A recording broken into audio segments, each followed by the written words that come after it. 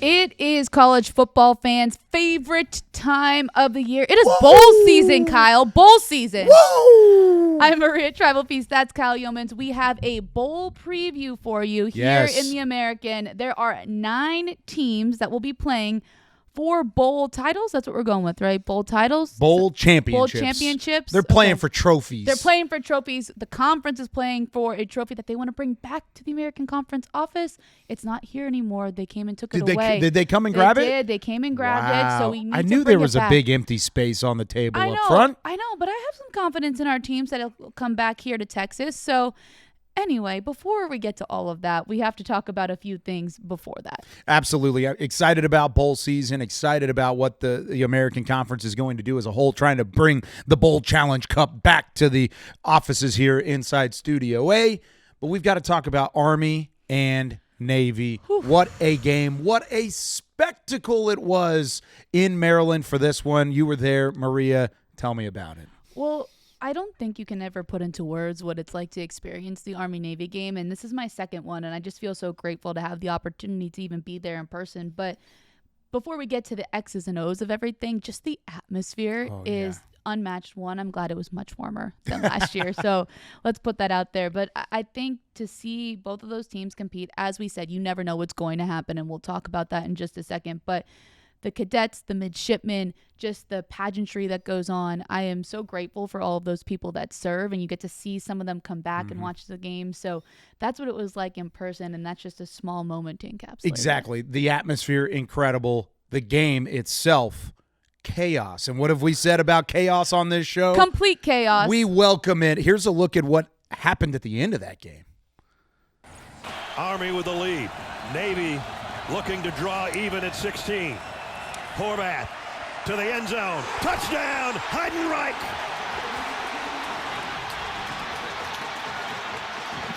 It's Teska behind Horvath, who apparently is going to be under center. Landon Robinson's in the game, number 96.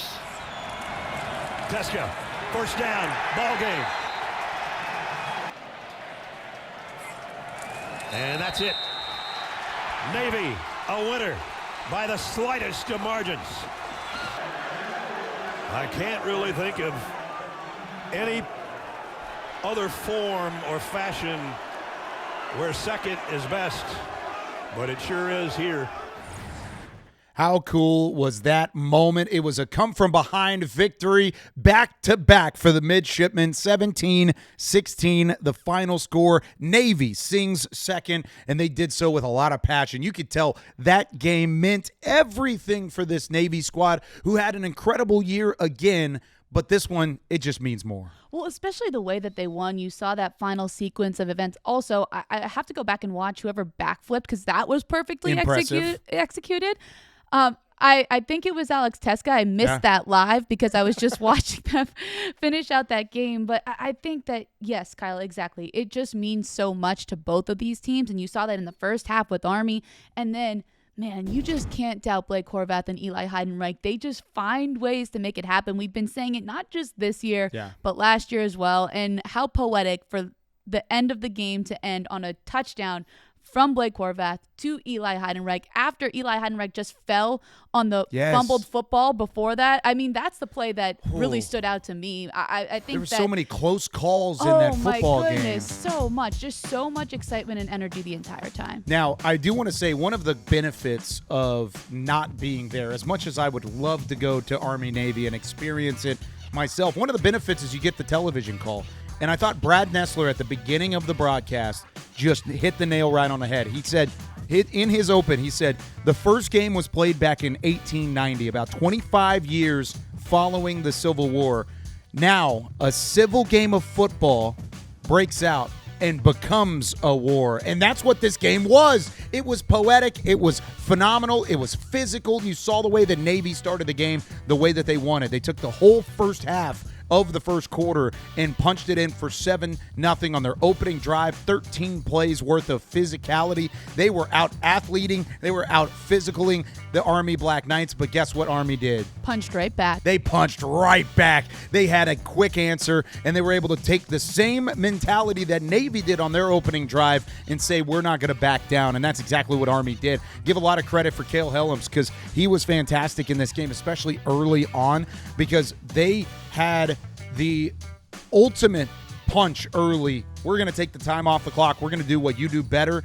And they ended up saying, no, thank you. We're going to out-physical you really the rest of the game up until the final quarter. Well, I agree with you. Cale Helms looked really good. He looked confident. We talked about how he's been better as the season has gone on, but also give credit to the Army defense, too, in that first half, because we always talk about the high-flying Navy offense, but after that first drive, they didn't really do too much else in that first half. No. And so you just saw the physicality. There were a couple of super aggressive plays where they were just putting so much pressure on Blake Horvath as well. And I think that really stood out to me. I was taking notes on my phone because, you know, Kyle, I'm always thinking, all right, who am I going to talk to post-game, right? Like, who are going to be the key players? And I had names of Army defensive guys on my list because I was like, this has been a game changer right now, especially in this first half. That's the thing. Army was so physical. And what have we talked about Army the last couple years on this show? When they are playing their best football, they do it from a physical standpoint. Blake Horvath had nowhere to throw the football. I thought the secondary for Army played maybe their best game of the career. He was, even in the completions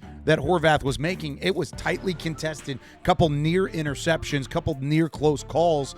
And so Navy had to rely on the ground game, and then when Army did what they did up front, it made it tremendous. Now, that was a game-changing play. I want to get to that a little bit later on here from Hamilton. That Hamilton pick was a game-changer in the early parts of the fourth quarter. But at the end of the second quarter, I thought the way that Army played at the end of the second quarter, they had the fumble from Horvath, recovered it, go downfield. Cale Helms made the best throw, I would argue, of his career.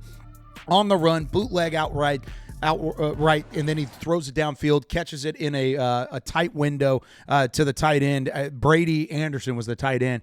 Caught it right on the sideline. Just an incredible throw, and it ended up in 3 points. So they took away 3 points. They added 3 points in the final closing seconds of the first half. But then you get into the third quarter, and that was where you saw Army just kind of sit on it. You kind of sat there with that 16-7 lead. Navy kicks a field goal, gets within striking distance. That big pick from Hamilton was really what finally sparked Navy. And that's what I've loved about this Navy football team over the last 2 years, not just this year, but last year as well. When they have games like this, where they are punched in the mouth, where they are down but not out, it only takes one play to spark them. And that's what that Hamilton interception was. It sparked the whole belief on that sideline. And I'm not sure if Horvath talked about it or if the offense talked about it, because you know those offensive guys, and they want it to be about them.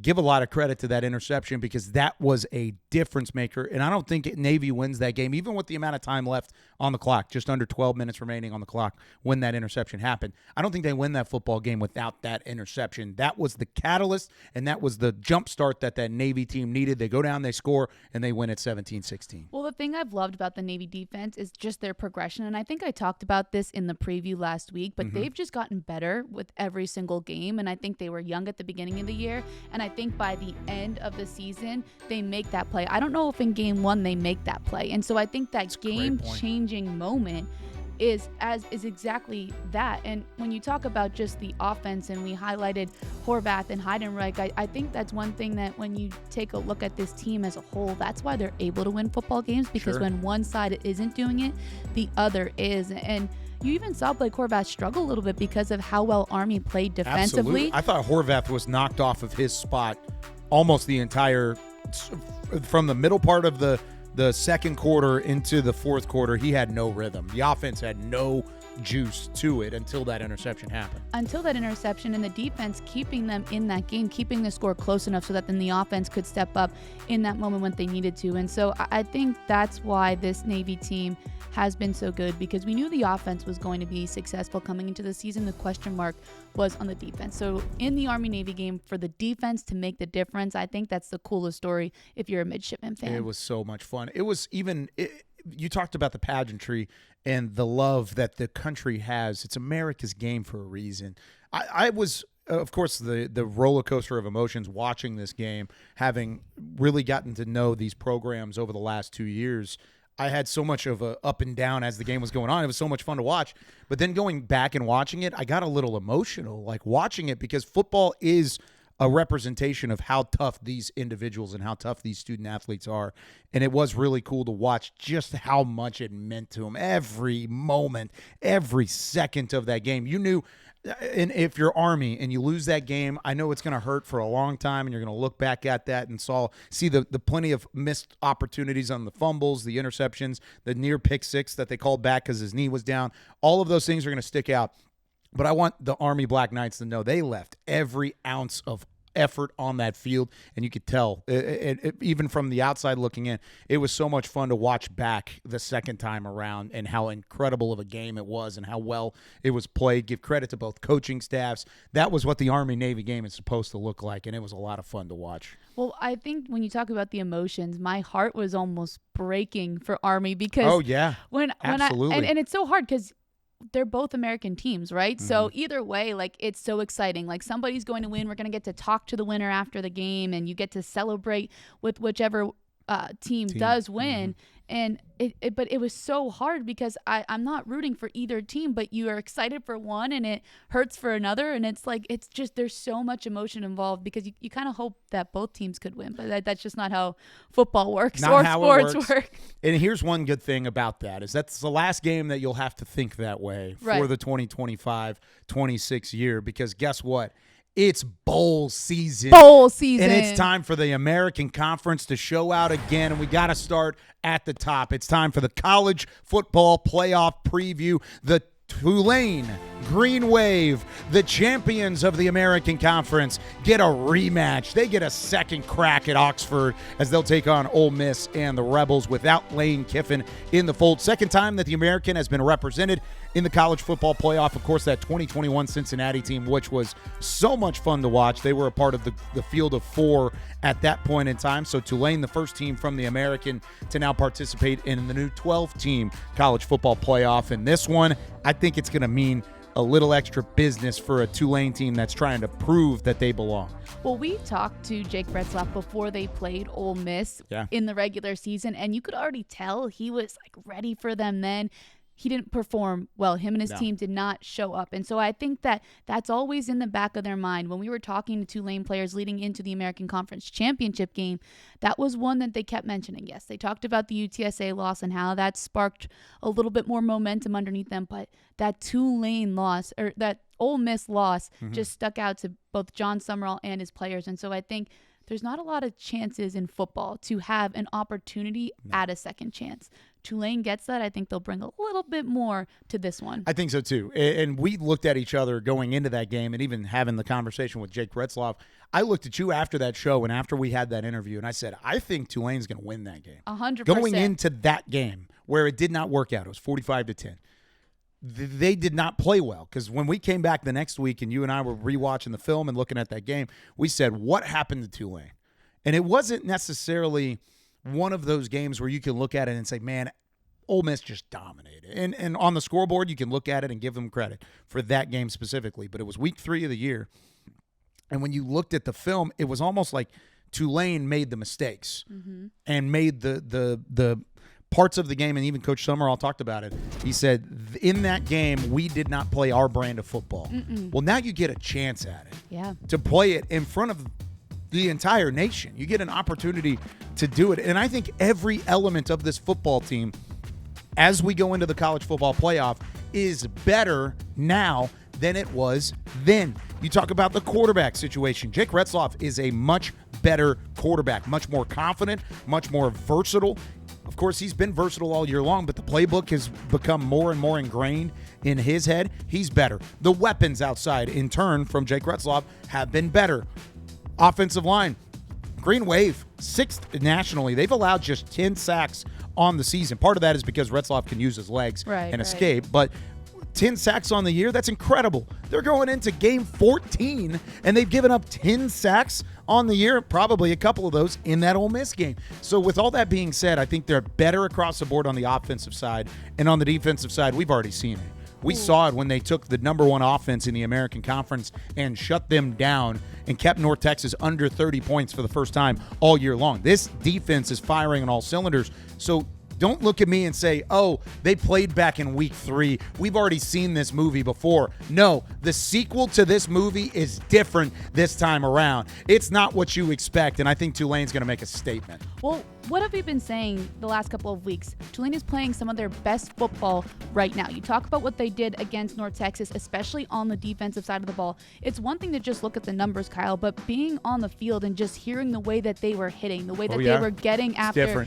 Drew Mestemaker, they're just on a different kind of mission. The most outstanding player in the American Conference Championship game was a defensive player, and I think that speaks to that element of the game where maybe they struggled a little bit against Ole Miss. And when you take a look back at that last matchup, I agree with you. I think they beat themselves and then allowed it to snowball. I don't foresee that happening in this next matchup. And I think also, too, the funny thing is when people are talking about this matchup, they're like, oh, Ole Miss won back in week 3. Well, when you were debating who was going to make the college football playoff, it seems like those earlier wins, even head-to-head matchups, I'm not going to say certain names, weren't meaning as much when you were picking other teams to be in the college football playoff. So if it's not going to matter for other people, let's not talk too much about this last Ole Miss matchup and Tulane, because I think it could be a little bit different this time, because also they're missing their head coach in Lane Kiffin.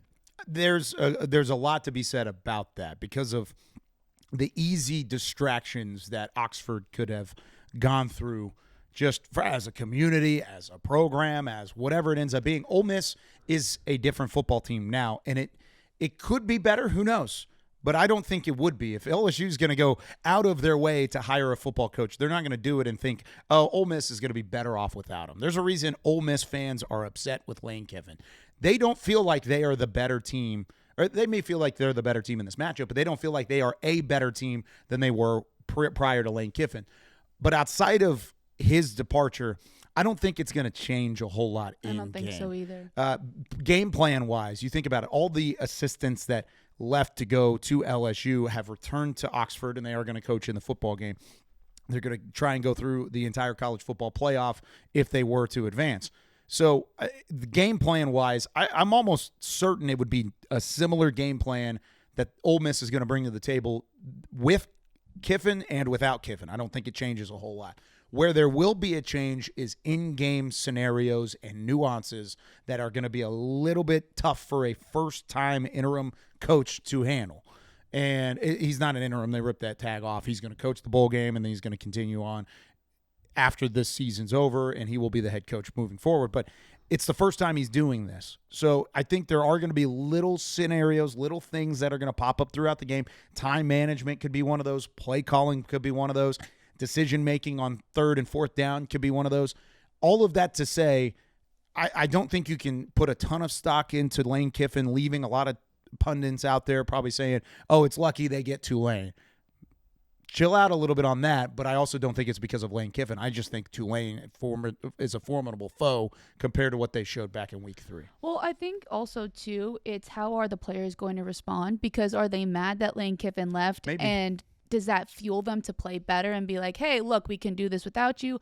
Or are they too upset in allowing that outside noise to get into the program? And we don't know the answer to that until we see them step on the field, because he left on December 20th. They haven't played a game the game's on December 20th. He announced he's leaving November 30th. They played on November 28th. So we haven't seen them play a game without him really as the head coach. don't know how it's going to happen. So we don't know how it's going to happen. And I've been reading a lot of things that the players are more fired up and amped up, but that's also could be a bad thing. It could be a bad thing. You don't know. And I think that we can just speculate as much as we want until we see them step on the field. We don't know how the impact of Lane Kiffin leaving, how that impacts this team. Yeah, and it really, if you're Tulane, you've gone through the distractions yourself because John Summerall's moving on. He's going to Florida, and he's going to take over as head coach there.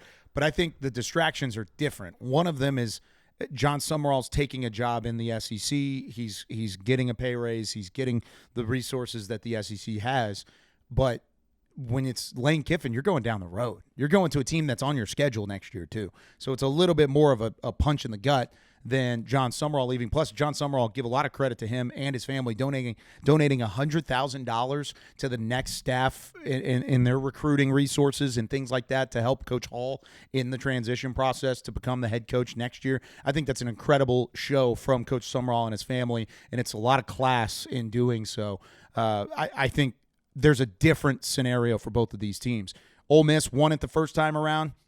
They're going to have all their guys. They're going to be ready. It's a college football playoff. It's not just another game, but Tulane's going to be a different team than they faced back in week 3, and that's my point. I think that's going to be the difference in the game. What's a key for you for Tulane to win this football game outright on the road in Oxford to move on in the college football playoff? Well, I think for me, it's more of a general key. I don't want them to try to be perfect. I want them to do the little things right. And when they do make a minor mistake, not allow it to snowball. Because that's what happened in the first game. Yes, that's exactly what happened in the first game. And so I think that applies to both offensively and defensively, because we just talked about how both offensively and defensively they're different than they were in that first game. But I think I want to see Tulane just play their brand of football.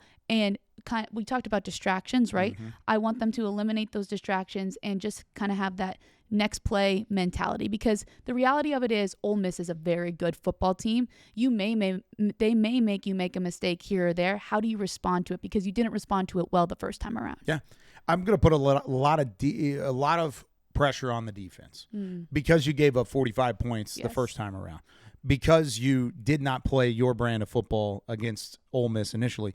I think the defense has to play lights out, and I'm just going to keep it simple as that for a key. Tulane has won 25 consecutive games when allowing 20 points or fewer. I doubt you're going to allow 20 points or fewer to this offense of Ole Miss. But if you can keep it around that mark, that's a good benchmark for you to get to. If you give up 24, 27, I think that's enough. But if you get into the 30s, having your offense have to put up 30 points on that defense, that's a tough task. The defense has to play tremendous football in this game in order for Tulane to have a shot because of how good Ole Miss is.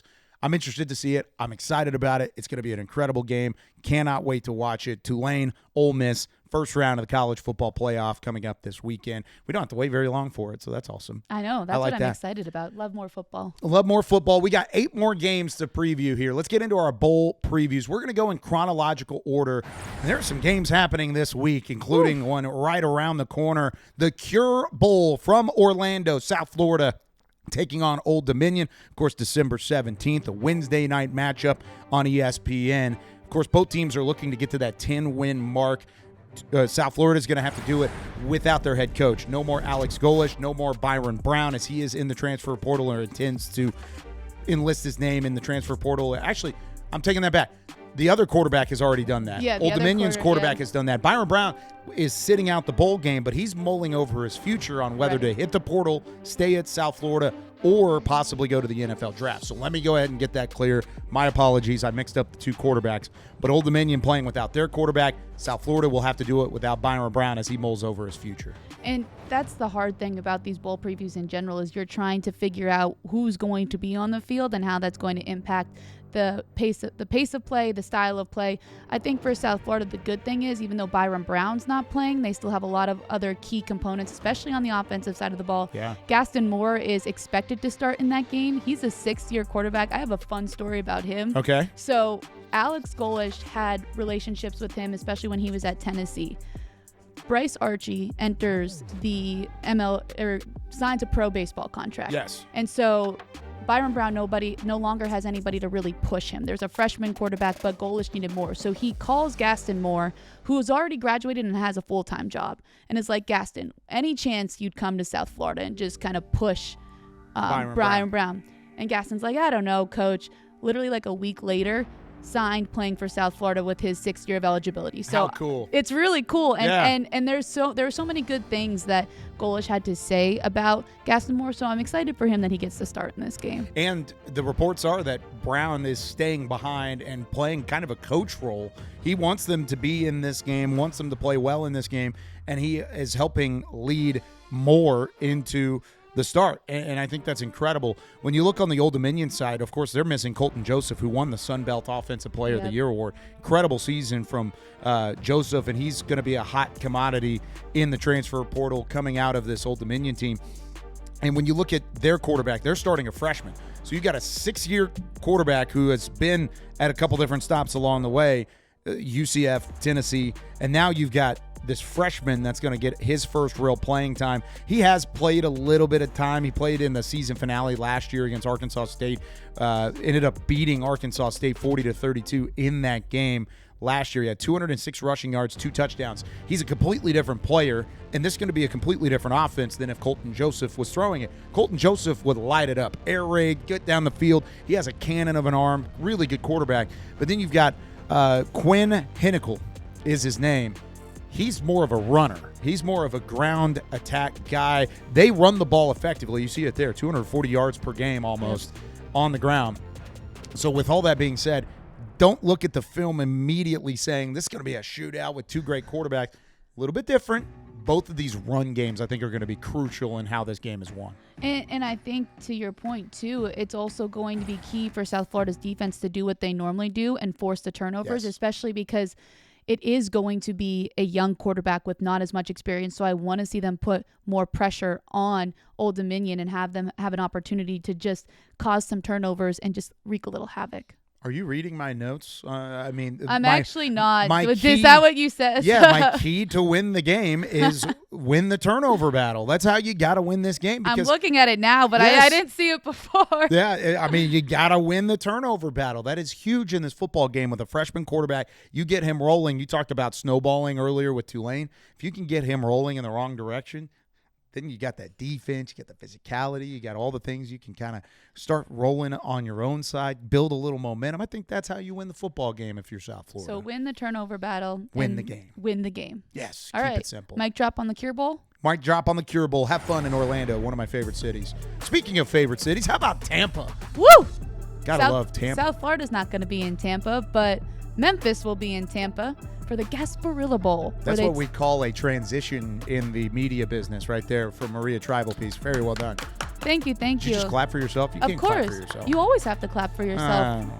You have to clap for yourself because not everybody's going to clap for you. Tell me about Memphis taking on NC State December 19th on ESPN. Well, Memphis is reported to have their quarterback, Brendan Lewis, so that's exciting for them. And I think that this is going to be a game of Memphis just wanting to try to put a bow on this season. It didn't maybe go how they wanted it to. And I think Brendan Lewis, when you take a look at what he's been able to do, he's had some weeks off. Maybe he can rest up, get a little bit healthier. That's something that's plagued him all season long, are those injuries. So I'm excited to see how this one plays out for the Tigers. And I know that Memphis fans are hoping that maybe goes differently than other parts of the season. Yeah, Reggie Howard, the defensive backs coach, is going to serve as the interim before Charles Huff takes over next year. I do want to say, we haven't mentioned it yet, Charles Huff, home run hire in my opinion. I think that's about as good of a name that has been on the market. I should have said it in the last segment about Brian Hartline being the new head coach at South Florida. I know all these coaches are leaving in the American, and we're sad to see some of these guys go, and we're happy for all the elevations, but I think South Florida and Memphis, North Texas have made some incredible hires so far this year, and it's going to be really awesome to see them next year.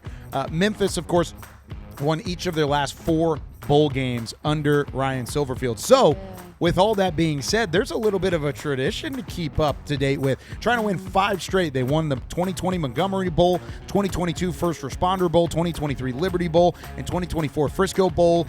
All of that are really fun games, and they've been really close. That Frisco Bowl was a classic last year. So, with all that being said, they've also entered the game with an 11-game non-conference winning streak, and they've got that on the line against NC State, of course, which is a team that the American Conference has already seen a couple times over the last few years. Well, East Carolina beat them in the bowl game last year. Now, that rematch didn't go as well for the Pirates. In the regular season, NC State taking that one. But NC State hasn't won a bowl game since 2017, so they're on the opposite side of things. Memphis looking to keep that tradition alive. NC State trying to get out of a funk and find a way to be victorious. And I think that in this game, you'll have 2 quarterbacks who are going to duke it out between C.J. Bailey. We've talked about him a lot on this show because we previewed Seen him a lot. We have lots of American teams facing off with C.J. Bailey. And then, as we already mentioned, Brendan Lewis. Okay, so I have a hot take. Ooh, I love a hot take. Okay. Outside of these quarterbacks, because I do really like these quarterbacks. They take care of the football. Bailey has those interceptions. There was a tough kind of middle of the year where they didn't play well. And even at the end of the year, they didn't finish the year that they wanted to as well, kind of like what Memphis did. I really look at this game as a running game, a special. Okay. I think, yes, the two quarterbacks are great, but I think both teams can run the ball effectively. Hollywood Smothers, the running back from NC State, over 938 yards rushing, 6 touchdowns this year. You've got another weapon outside in their tight end, Justin Jolly, who is a great blocker and also a really good name for the holiday season. I mean, his name is Justin Jolly. That was come two on now. really good names. Yeah, you're right. Hollywood Smothers. That's a sick running back name. Yeah, come on now. Kudos to his parents for just thinking our child is going to be a great college running back. Yeah, but with those weapons, I think C.J. Bailey's going to have all sorts of time. He's going to have all sorts of balance there, and that's what's going to be really big. However, for the Tigers, they have 4 guys, so it doesn't really even matter who could be playing or who is not playing. They had 4 guys rush for at least 250 yards on the season. I think they, of course, believe in Sutton Smith. They seen what Lewis can do. DeWosier, Peasant. I mean, all of these guys can run the football effectively. And so Memphis, without their head coach, the weapons on one side, it's going to be tough for the Tigers to win this football game if everybody is healthy and everybody's there. But if you establish the run, I think that's the difference in getting the balance for Brendan Lewis and company to win the game. So when you talk about keys, is that your keys establish the run for Memphis? Kind of. I kind of think it's about the start. The start of the game. You got to get off to a fast start. NC State allowed nearly 29 points per game on defense, and they struggled against the pass. They gave up 132, or they were 132nd nationally in terms of passing yardage allowed, and they were okay against the run. So if you're talking about establishing the run, that's the biggest thing for me, because then play action becomes a thing. And if you're going to try and take away what they do best, and that's what Memphis has been good at the last couple of years under Coach Silverfield. If they want to continue that, what they do best on defense is stop the run. Right. Take that away, establish the run. Then all of a sudden your whole defense, as NC State's side, NC State's defense is all out of sorts. Then you can get the play action game going, pass it over the top. So it's all about getting off to a quick start for Memphis. You cannot look up and see 14-0, 17-0, whatever it ends up being, and say, we've got the team to come back from this. I think you got to establish it early and keep up with the pace. So fast start is how Memphis wins the bowl game. That's my guess. All right, ready for the next one? Always ready. What's the next one, Maria? First Responder Bowl. We got FIU and UTSA. UTSA, again, a great end to the season, minus that last game. Yeah. Can they bring that on the road, though, in this game against FIU? Is it really on the road, though? I mean, it's at SMU. It's in Texas. It is in Texas. So it's kind of been a factual home game. I mean, come on now. I mean, it's going to be a bigger UTSA crowd, I would think, especially because they're trying to get their 6th straight winning season under Jeff Traylor. And if they lose, that streak goes out of the window. This is a former conference matchup. They squared off in Conference USA 4 times from 2014 through 2022. They split that series at 2 games apiece. FIU is going to be pumped, though. The Panthers are bowling for the first time since 2019. Of course, they've had a really good turnaround this year with Willie Simmons as the head coach, and they've already had their winning season. But UTSA, with the revolving door of injuries on both sides of the ball that they've had to go through, the struggles on offense that they had early in the year, replacing every single one of their starters on defense early in the year, it's no wonder that they played better down the stretch. However, I'm excited to see how they come out firing in this game. Is it going to be the passing attack from Owen McCown? Is it going to be the rushing attack from Robert Henry Jr.? Well, I think that's what makes UTSA so difficult to stop when they are firing on all cylinders, because you have that run game and you also have the pass game. It's just the question of which one's going to be performing better at that point in time. And if you can get both of them going at the same time, it's a really hard offense to stop. And Jeff Traylor was talking about it leading up to this game and just managing this time of year. And every team is kind of going through it, just figuring out how to, the portal will open up and there's distractions outside, and trying to keep your guys focused and keep them healthy. And I think that sometimes can play a factor in these games. But if UTSA can just do what they've done well in the games that they won, which is be good on offense, I think that gives them a good shot in this game against FIU. See, and I'm looking at the defense, trying to fill some holes, because it hasn't been reported yet at the time of this filming that certain players are going to be out. Even Shad Banks, the linebacker for UTSA, said they were short some people, but he didn't give names, and nobody really knows who's in, who's out on the Roadrunners defense. It's good to see Banks in the fold because he's a proven commodity, and he's a leader on that defense. I know David Martin, defensive lineman, cornerback, Chad Otutu, I believe is his name. A couple of those guys, they have intended to transfer, and that's already out there.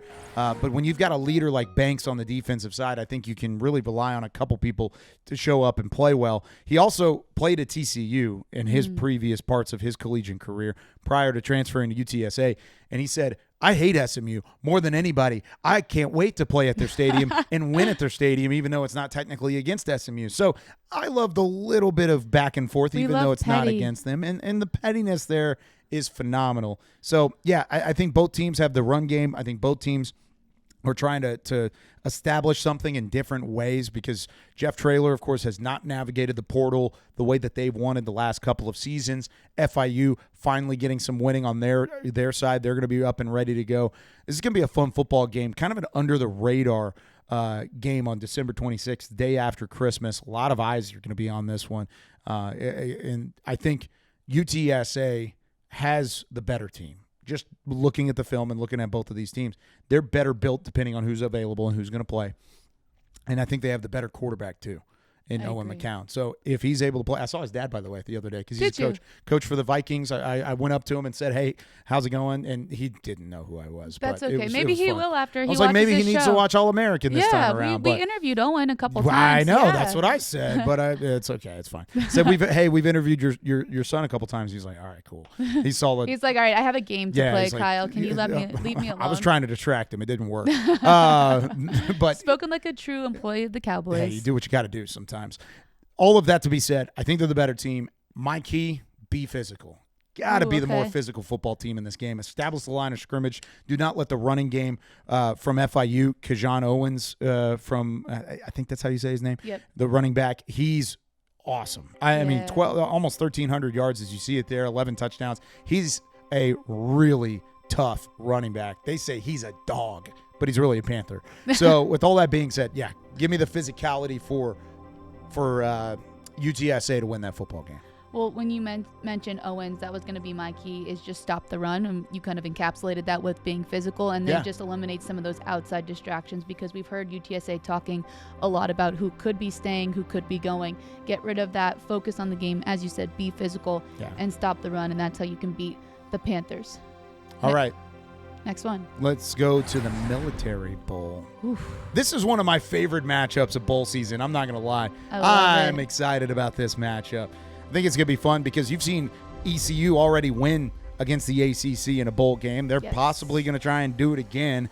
I think it's going to be one of those wild games. If you even look at Pitt last year, Pitt played in a wild game last year too. They played in that 6 overtime slugfest with Toledo in a bowl game a year ago. I think this is going to be awesome. I'm excited about it. Well, East Carolina's been fun to watch this entire season. Now, we should mention that there's going to be some changes within that lineup. Caton Hauser reportedly said he's going in the portal. I don't think he's expected to play in this bowl game. And then Still haven't announced it. So we're just going off some of the reports that we're hearing, and also reports of some of the coaching changes. Blake Harrell's still the head coach, but the coordinators may not be with the Pirates for this bowl game. Again, we're not sure just yet. But as you said, I think it's going to be exciting because Pitt caused a lot of fun, maybe chaos. That's the word I'm looking for. Pitt caused some chaos in the ACC they did. this year. East Carolina was causing some chaos in the American. So I think this could be a really fun bowl game to watch. And I know I'll have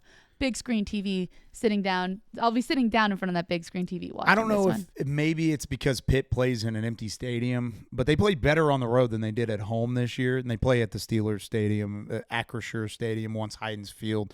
And it's always empty unless it's like a massive game.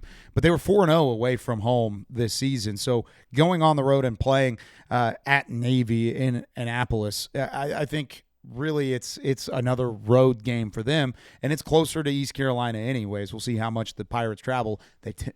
Spoiler alert, they tend to travel quite well. A lot. So I'm expecting a lot of purple. I'm expecting a lot of Pirates fans out there.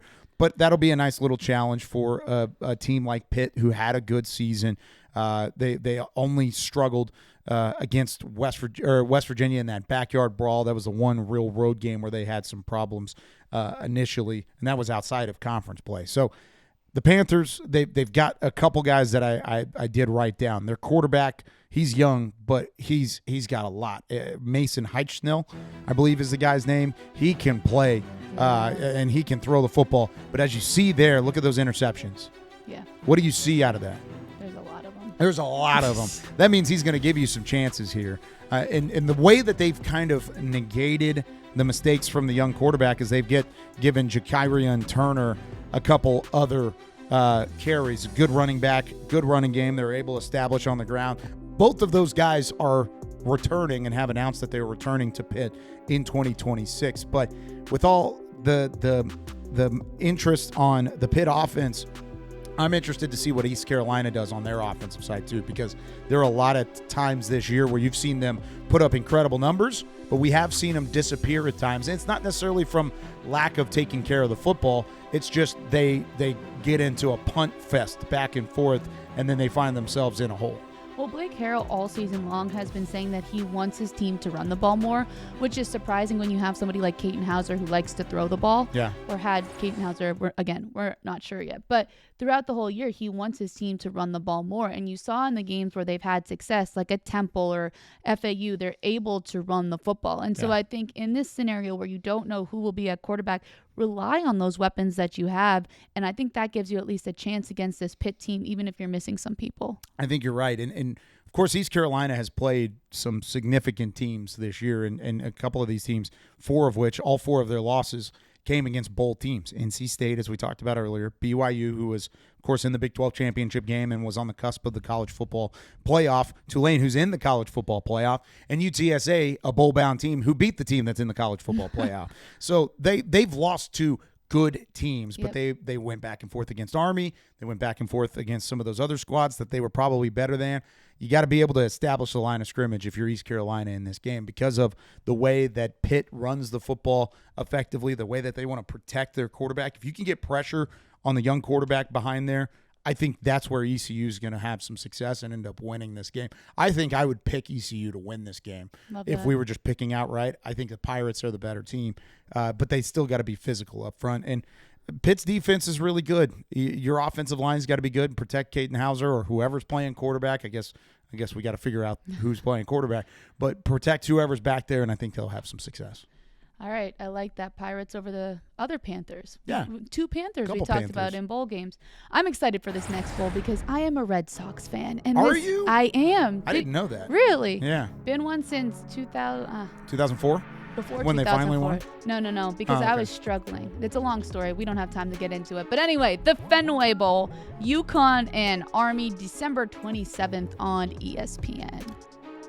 For the first time in the brief life of the Fenway Bowl, two teams from nearby, based in the Northeast, two of those high potential, high energy, high attitude. Let's say attitude. You know how it is. You're from the Northeast. You got an attitude. In the same stadium, in a baseball icon like Fenway Park. This is going to be electric. I am so excited to watch this game. The only thing that would make this game better is if it was snowing. But I looked at it. It's probably like 40 degrees is what it looks like it's going to be. So you never know. It's 40 in Boston. It is in Boston. It's a lot colder than 40 in Texas. I guess you're probably right. I've never been to Boston, so I can't speak to it. That's heartbreaking. And we'll get there one day. Yeah, there's a lot of snow there. So. But the snow there would be awesome. I don't think it'll be there. We'll see how it goes. UConn, they're going for their second straight win in a bowl game as well, and they're looking for their first 10-win season.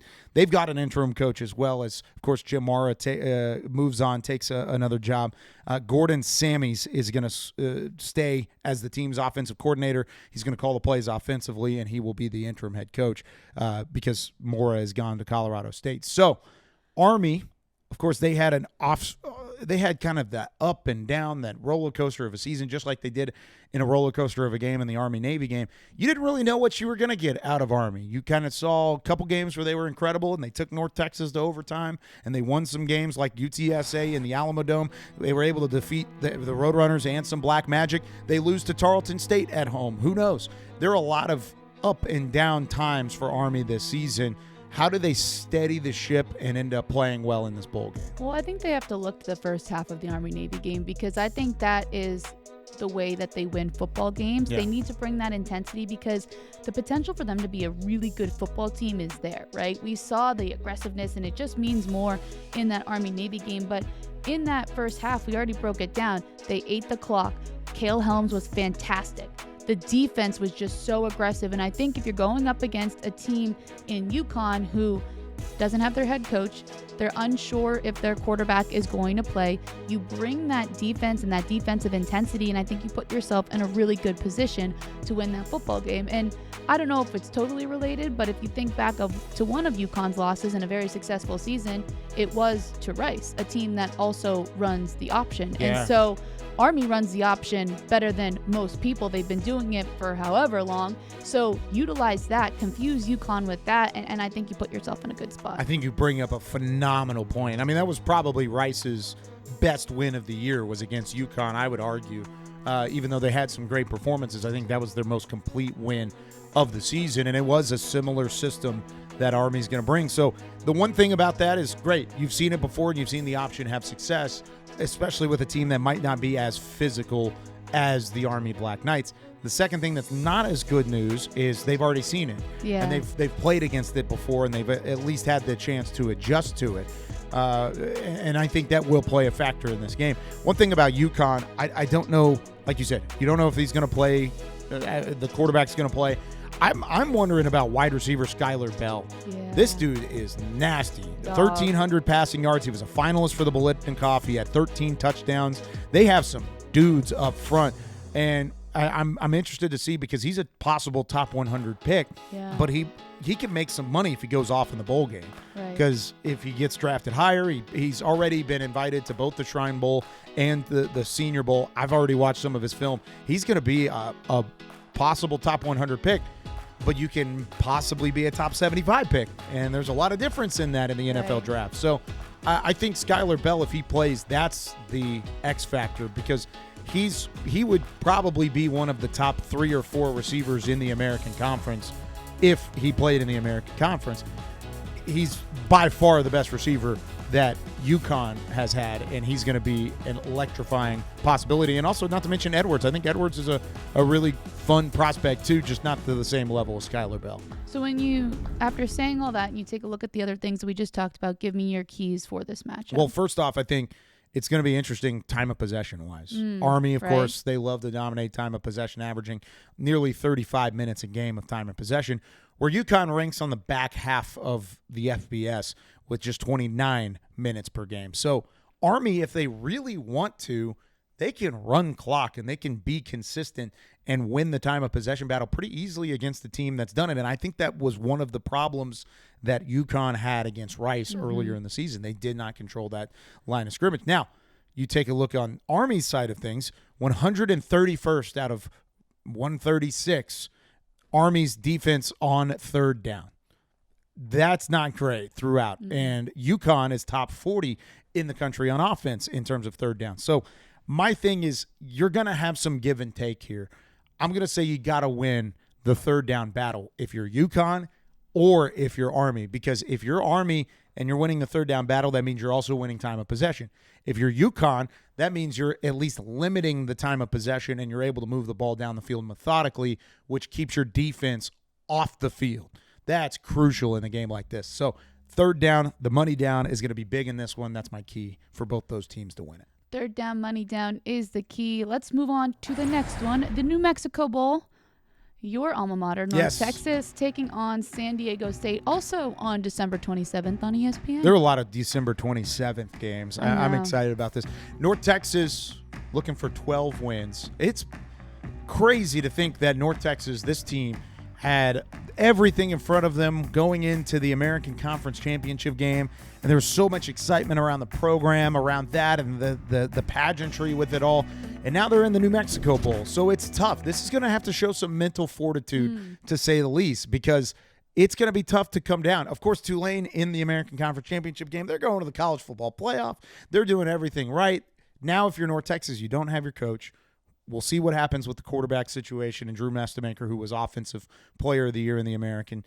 All of this could be different going into this New Mexico Bowl. And they're playing a team in San Diego State that, of course, has already played in this stadium. They played in their regular season finale against New Mexico in this stadium. So they're just going right back to familiar territory. And they were one of the best offenses in the country throughout, and a top 5 scoring defense in the country going into it. So I think this is going to be a interesting matchup where North Texas has to be heady about the whole thing. They've got to be on top of their game, because it could be easily a game where they sleepwalk into it. It's a little bit of a letdown, and to be honest, you don't know what to expect out of them. Right. One thing I will say before I turn it back over to you, even with all those questions myself, being around this program, seeing the way it's been run, seeing the way that Eric Morris left North Texas in a better place than the way he found it, I believe this team will have the right mindset. I believe North Texas will be up and ready for this game. And with all that being said, even depending on who ends up playing, I think it'll be a fun football game from the jump. And I think the offense is going to have success despite whether it's Mastemaker or whoever's out there playing. Well, to your point about the way that Eric Morris has left this program, I think one thing that was it's just so poignant to me when I interviewed him before the American Conference Championship game. You already knew he was going to Oklahoma State, but the way that you could tell he was so locked into what this North Texas team could possibly do, could possibly win the American and go on to the college football playoff, I think it just said a lot about him, because we've seen a lot of coaches who just leave and they're not really concerned about the place that they're leaving. Both Eric Morris and John Summerall, like we talked about before, really were intentional about the way that they left these programs. And I think he built that basis, and I think, to your point, that basis can hopefully carry them through this bowl game. Again, we don't know who's going to play, and it's really hard to even give keys for this because we don't know who's going to be on the field for North Texas. What we do know is that throughout the regular season, North Texas was phenomenal on offense. Yep. San Diego State did a great job on defense. How will that play out? I'm not quite sure, but this is what it looked like throughout the year. Yeah, number 5 scoring and number 7 total defense in the regular season for San Diego State. And, of course, we saw the defense in what North Texas did on their side of the ball, taking the football away. And depending on how many players on the defensive side are going to stay and end up playing in the bowl game is going to be big.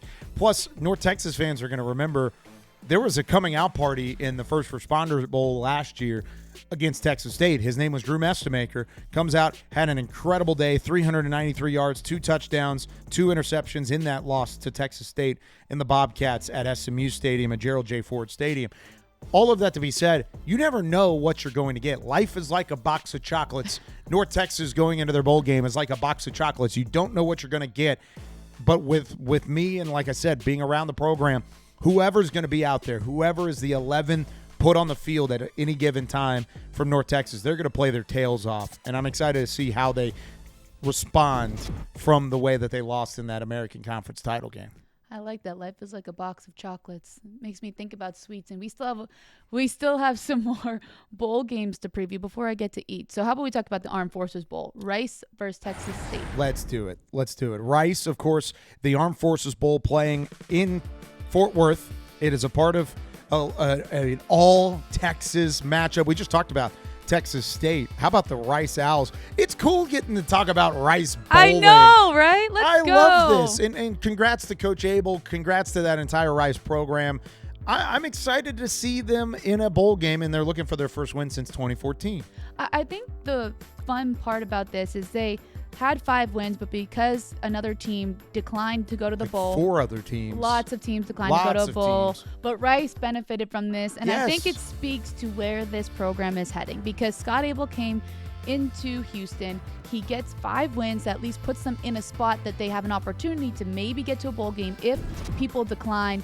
and then they get a chance to seize that opportunity. So whereas there's a lot of teams who might be coming down off a high, who maybe are a little bit disappointed to get the bowl that they got, this Owls team is stoked to be able to have an opportunity to compete. And so I'm excited for this one for that very reason. We've seen that before with 5 and 7 teams going to bowl games and winning them because they're playing with house money. They get a free trip to go to a bowl game to get to further their program. And I think it's even more beneficial for a first-year head coach to be able to do that. And, of course, we've gotten to know Coach Abel over the last year and everything that he is about, including in those wins that they had early in the season against UConn and against Louisiana. They were about toughness. They were about rallying. They were about building a culture of winning, and all of those things showed up at different times in the season. So I think they did earn this. They earned to get to a bowl game and to have this opportunity. And, of course, they've got some speed, too. The speed that they have on the outside is electric. We've talked about Jackson all season long. I think he's been fantastic. One thing for the other side for this Texas State squad, Brad Jackson has been tremendous as well. They've got a 1-2 punch. Brad Jackson at quarterback, wide receiver Bo Sparks. You've got Pear there as well. All these guys are nasty players in their own right, too. And the big thing for Coach Kenny there, he gets to keep them all. Yeah. They're all sticking around. Nobody transferring from Texas State. So speaking of building a program, that's what Texas State's trying to do in this one, too. And that's why I think this bowl game will be one of the most pure bowl games that we get to see, because you have a 5 and 7 team that is so grateful for the opportunity, who's trying to build this program at Rice, who wants to be there, who wants to compete, along with the Texas State team that is keeping a lot of their key players who are also trying to build towards next year. And I think it fires me up because this is what bowl games are supposed to be about, right? You want people to be competing, excited to be there, not worrying about who's in the portal, who's going where. And it's very naive to think that we'll ever get a ton of pure bowl games, but this one is the exception. Yeah, I think this one's going to be a lot of fun. And both teams, like you said, want to take a trophy home. You know what that would mean for Coach Abel and company? I think that'd be awesome to be able to see them win a trophy, put that in their almost new facility. I mean, they're about to start some construction there down at Rice Stadium. Can't wait to see all that as well. My key for this one, I think the defense for Rice, who has had their fair share of struggles throughout the year, what did they do well against North Texas in the first half that kept them in the ball game against one of the best teams offensively in college football? They ran the football. Yes. Defense. I'm talking defense. You always get me with these quiz questions. I answered right last That's okay. week. It's kind of like a rhetorical question, yeah. but I wanted to give you a shot there. Okay. You looked like you were ready for it. I was. The defense needs to win on first and second down.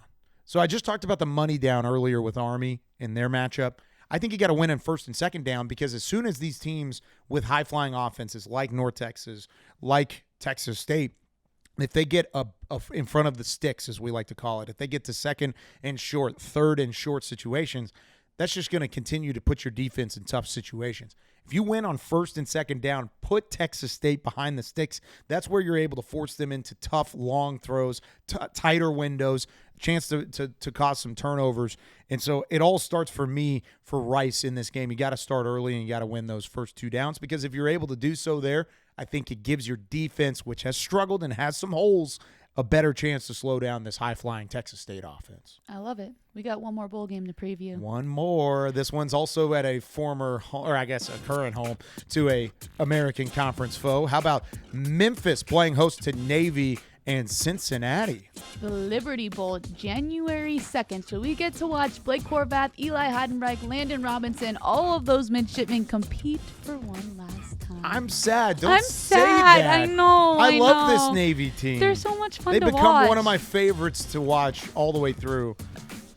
Is this the last time I get to say Horvath for Heisman? Yeah, I think so. Congratulations, Mendoza. But Horvath, you'll always be my Heisman. You know it.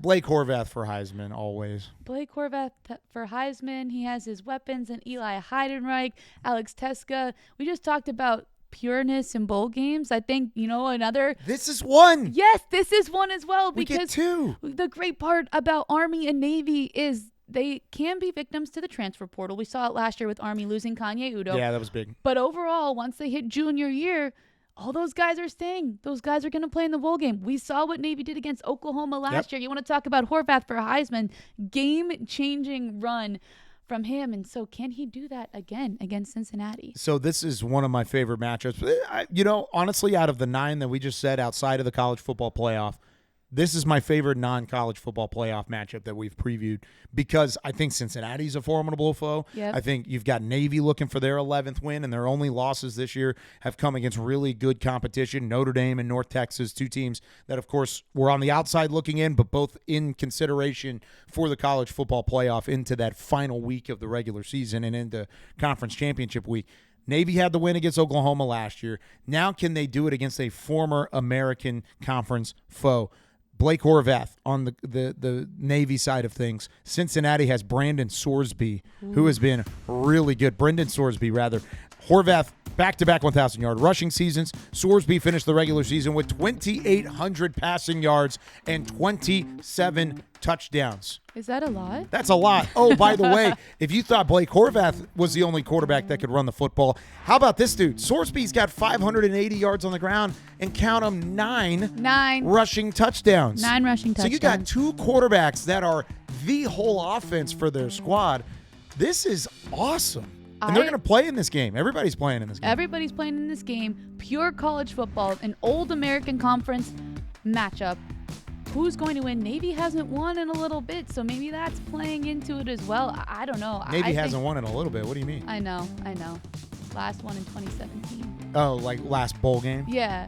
They won last year in Oklahoma. No, I'm talking about the matchup between Cincinnati and Navy. Oh, I was thinking bowl game. Sorry, my bad. I wasn't fit. Like you're yelling at me. Our producer Zach's yelling at me in my ear. They won in the Army-Navy Bowl. I'm like, it says in the notes, Cincinnati has won 3 straight. And you know who wrote that note? Who Our did? producer Zach Fisher, who's yelling at me in my headset right now. You guys are both double teaming me. I wasn't incorrect. Sorry.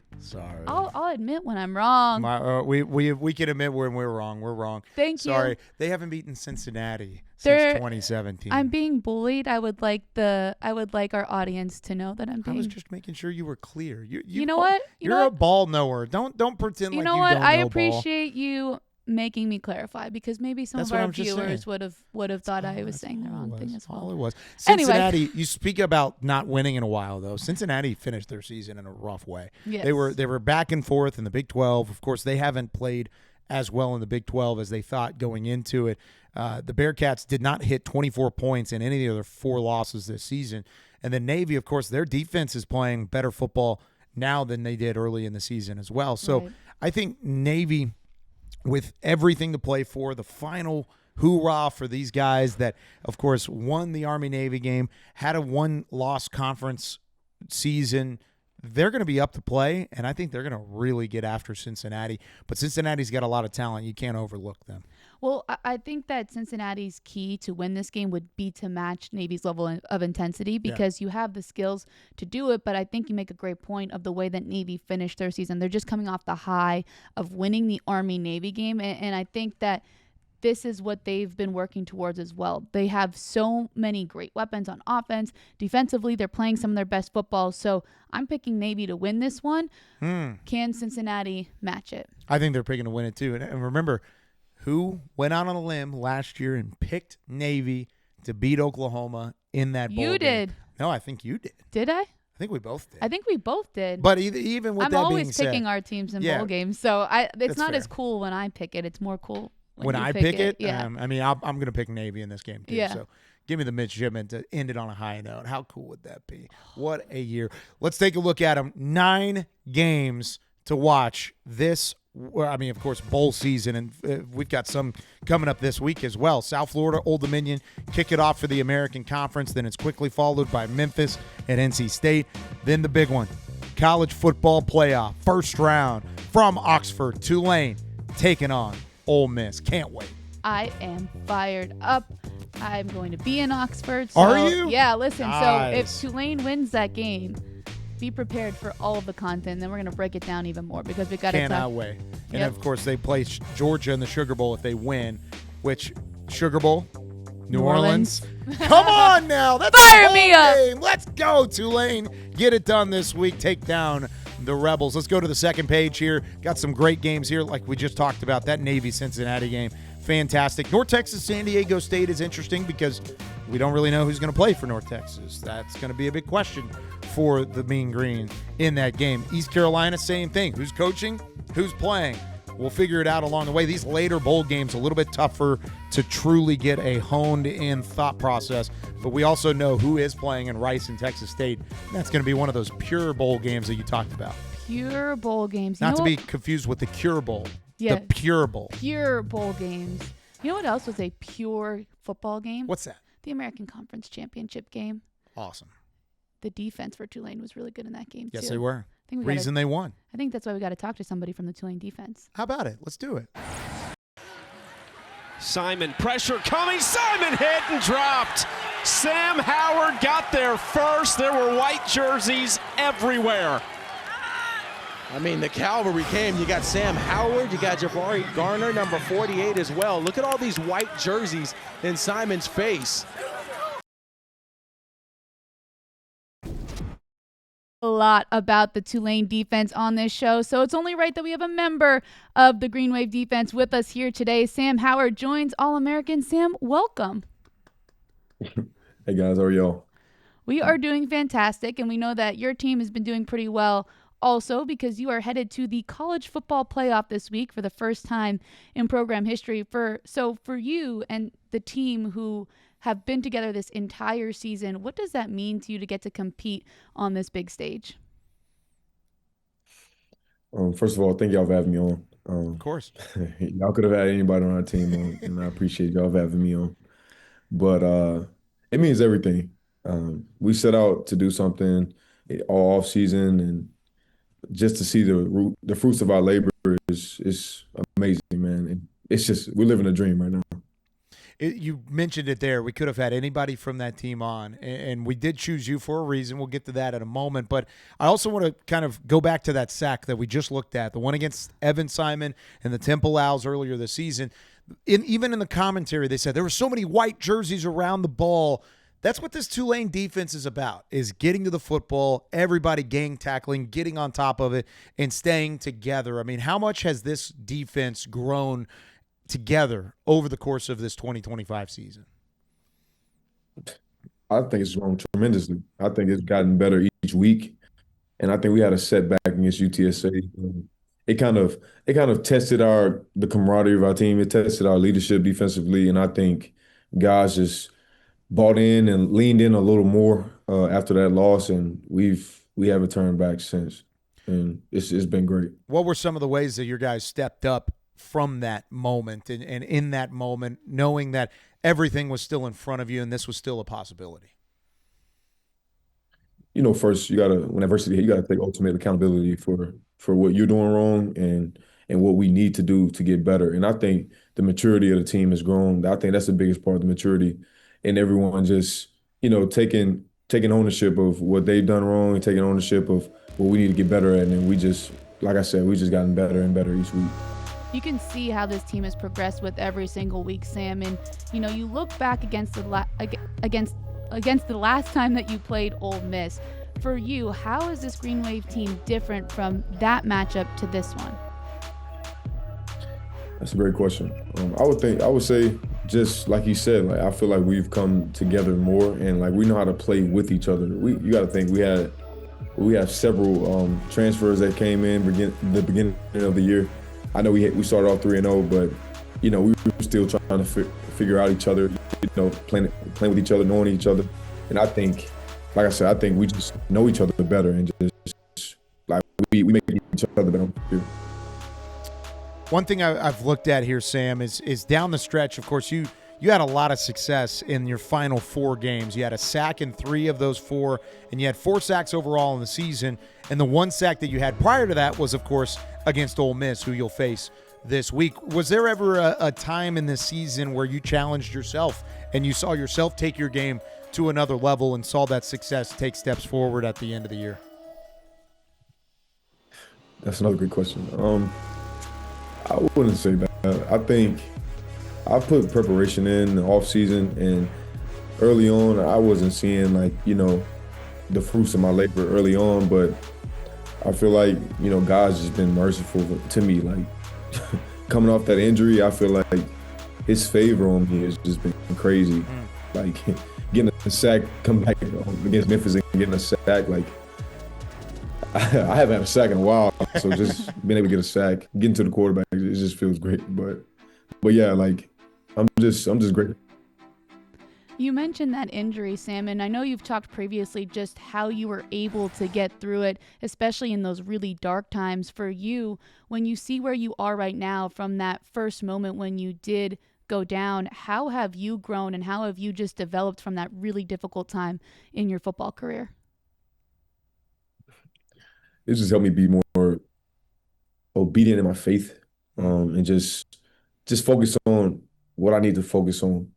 Like, during that time, it's just, you get so caught up in football and that's all it is to it, just football. So just being able to devote more time to Christ and devote more time to my family, just talking to them, it's just been that helped me out more because, you can stress yourself out with our schedules and everything, school, practice, meetings. You can stress yourself out with that stuff. But just being able to devote time away, I think it's helped me grow as a leader, for sure. It certainly puts a lot into perspective, and perspective is really big, especially this time of year. You take a look at that loss to Ole Miss. You talked about how this team has progressed. When you take a look at this matchup on Saturday, what's it going to take for your team to beat Ole Miss? It's going to take a lot of detail, for sure, just because they go tempo. So just being able to communicate in a hostile environment and get lined up fast and just go play. I think when we get settled, we just settle down early on and just play ball. I think we can do what we need to do. Sam, we're excited to see you play coming up this week. We're excited to see Tulane represent the American Conference. It's going to be a whole lot of fun. Do us all a favor. Go out there and get the job done. Do your job, because I know you're ready to do it and you're ready for another crack at it. Good luck in the college football playoff from all of us here with the American Conference. Man, thank y'all so much, man. Thank y'all for having me again, for Absolutely. Sure. Thank you for being Fantastic as always. Sam Howard joining us here from Tulane in New Orleans, Louisiana. Can't wait to see him play. He's been so good. And we talked about it going into that American Conference title game with the pressure and the blitz packages and everything that they use. He's the straw that stirs the drink. And there's a reason why we put him on this podcast, because he's the reason that all of it works and the glue guy on that defense. And you can really see that stand out in a big way. Well, you can see not only just the physical components of it, but you listen to his leadership style, right? And the way that he wants to bring people together and just how calm and intelligent he speaks. Like, it's just, you can tell the way that he leads that locker room. And that's a big reason why that defense has come together, especially later in the season. Plus, he's a tank. And he's that too. Gigantic, and he is quick. And I mean, it's insane what he does.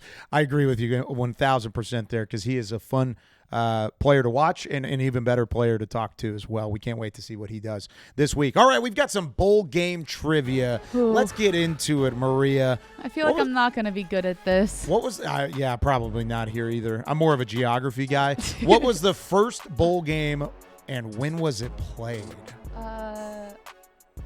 Hasn't the Cotton Bowl been around for a while? Cotton Bowl has been around for a long time. I'm gonna say, because they call it the granddaddy of them all, I'm gonna say the Rose Bowl, and I'm gonna say Pasadena, California. Okay. That's just my guess, but I'm not confident. Oh, it was! Let's go! I wouldn't have gotten the year. Okay. I know it's over 100 years old. Okay, but that's. Wow. Good job. Thank you. I did not think I was going to get that one right. All right. Okay. Moving on. What school has the most bowl game appearances and wins? Ooh, okay. Are you? No, I'm not. I'm moving off of my notes. Okay. Yeah. All right. I'm trying to think of old football programs. Yeah. The Ivy Leagues have been around for a while, but ooh, you're thinking like that. Yeah, but they're not FBS. Yeah, they're not FBS, and then they've just been allowed to compete in the FCS playoffs as of this year. So, give me a guess. Throw one out there. I mean, see, Rutgers is a pretty old football program, right? But they haven't been traditionally good. Yeah. I'm gonna say So Michigan is the all-time winningest school. Right. So I would just assume that they've been to the most bowl games, which puts them in conversation. I think it's either going to be Michigan or Notre Dame. Those would be my two guesses. Yeah, because Notre Dame's old classic and has had a lot of success. Let's see. What's the answer here? Alabama. Okay. That actually. It tracks. It does track. I just didn't. I guess I don't think of them as old as some of the other programs, but I'm thinking right? recent success too. Yeah. I mean, they've had two of the best head coaches in college football history with Paul Bear Bryant and Nick Saban. So that makes sense. It makes sense. Yeah. I guess 69 appearances. That's crazy. How many bowl games are there this season? A lot. Do you know this one? I don't know this one. I know the Americans playing in 9 of them. Yeah, that's true. Yeah. I'm going to say 31. Okay. 31 bowl games. 41 bowl games. Okay. Does that count the college football playoff? Because I was not counting them. Okay, so Zach has clarified it counts everything except for the first round. Okay. So like the extra bowl games. So that would be 4, 2, 1.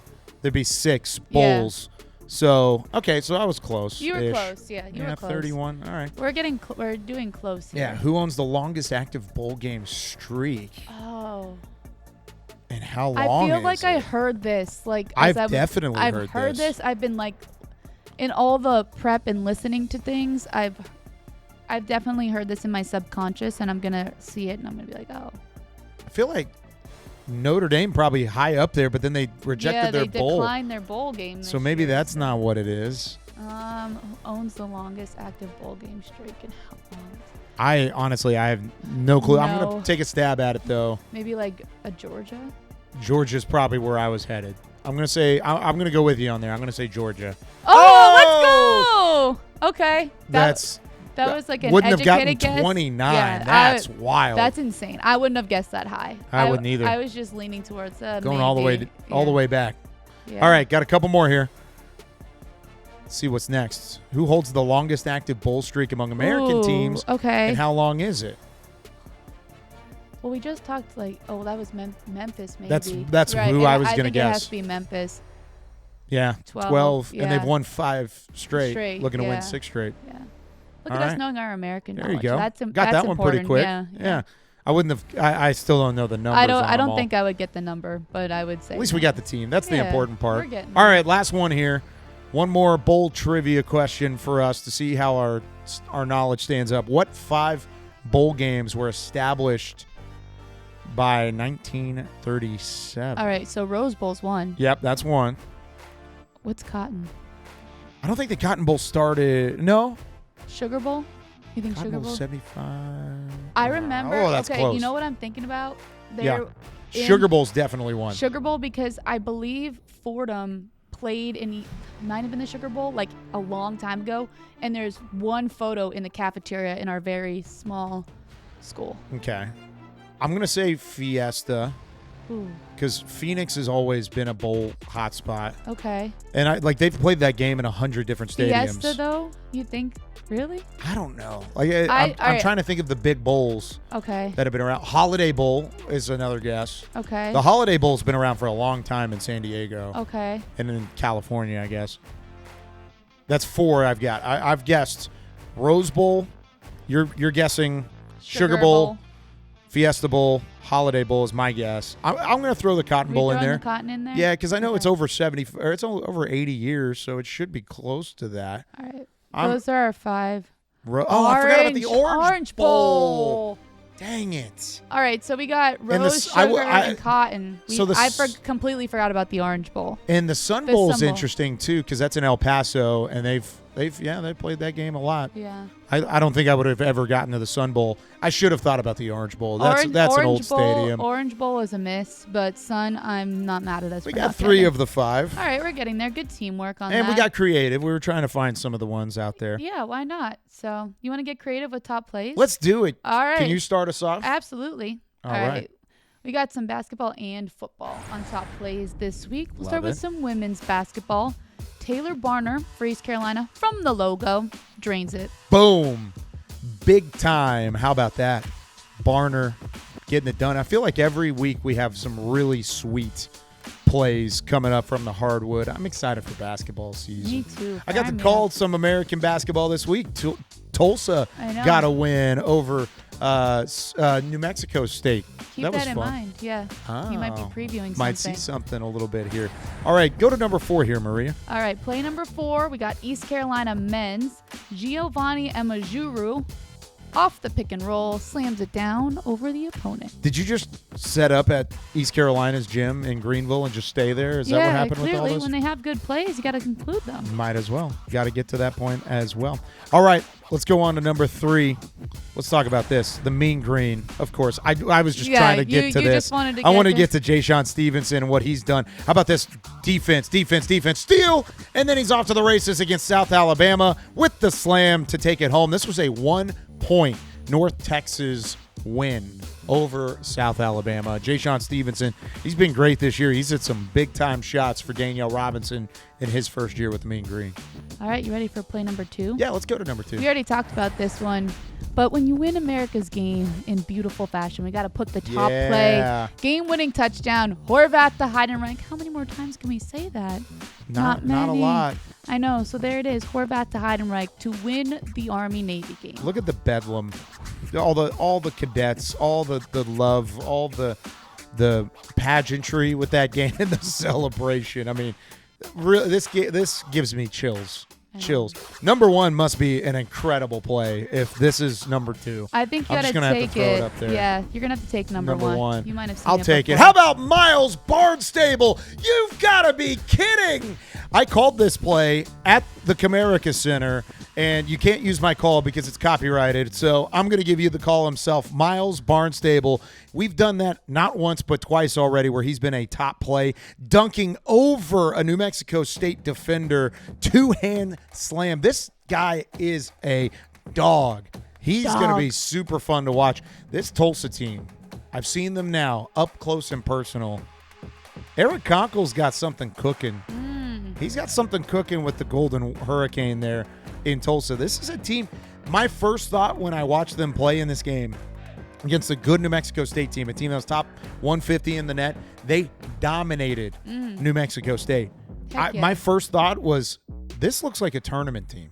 This looks like an NCAA tournament team. So we'll see. We'll see if that's ultimately the case. They were picked to finish 8th in the American preseason poll. If they're 8th in the preseason poll and they end up being 8th, I will admit my faults. But right now, my first thought is, who's voting in these preseason polls? Because they don't know basketball. Because that team is not the 8th best team in the conference right now. They don't know ball. But Kyle knows ball. So you heard it here first. We'll see if I know ball. Yeah, they may end up right there at 8th. Who knows? When we get to conference play, we will get to see if Kyle knows ball. But I trust your knowledge. Yeah. I trust it. So. We'll talk more basketball in later episodes, of course. But, yeah, I think Tulsa's the real deal. Well, I can't wait to watch them in conference play. We talked about a little bit of basketball, but this show is all about football, college football playoff review of the Army-Navy game, and it is bowl season. So 9 American Conference teams are active.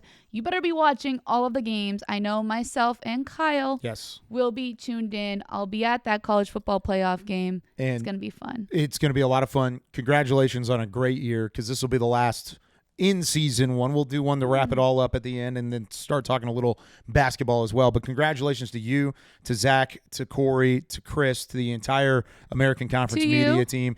I didn't do anything. I just watched a lot of film. You guys are the glue that keeps the conference and the media together. Congratulations on a great year, everybody. Really happy to be a part of the crew again throughout an awesome football season. And good luck to all those that are going to compete in the bowl games, in the college football playoff if you're the Tulane Green Wave. I hope it's 9-0 plus some, because Tulane gets to keep going. I hope it's double-digit wins at least for the American Conference in the bowl season. It's going to be fun. And then happy holidays for all those out there watching as well, because this will be our final show prior to the holiday break. So lots of fun still to be had. I can't wait, Maria. It's going to be a blast. Kyle's making us all emotional here, giving a nice little speech to end it, but he needs to give himself credit as well, because this show wouldn't be what it is without all of the preparation and work that you put in as well. It would be better without it. I think you're lying. So thank thank you to you as well and all your contributions to All-American in the 2025 school year. But as Kyle said, happy holidays to everyone. Thank you so much for watching us throughout the regular season into this bowl preview. I'm Maria Trivelpiece. That's Kyle Youmans. Like, subscribe, do all of the things. We'll see you in the new year. Horvath for Heisman.